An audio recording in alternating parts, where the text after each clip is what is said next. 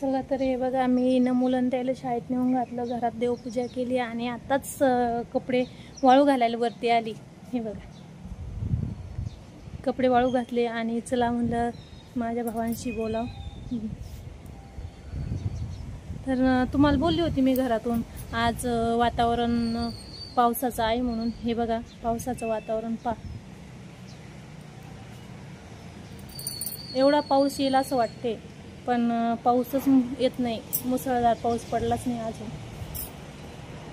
चला, आमच्या इथं कसं एवढं करमतं ना, स्लॅपवरती आली की हे बघा किती हिरवगार मस्त वातावरण आहे ना.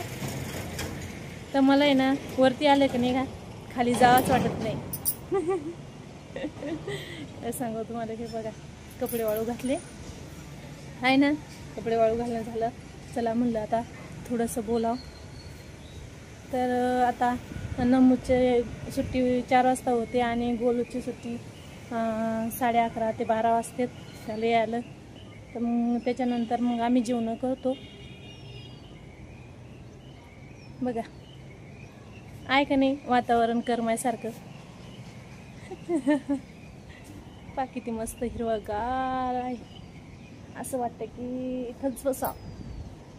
पावसाळ्याचं वातावरण असं वेगळंच असतं नाही का बरं.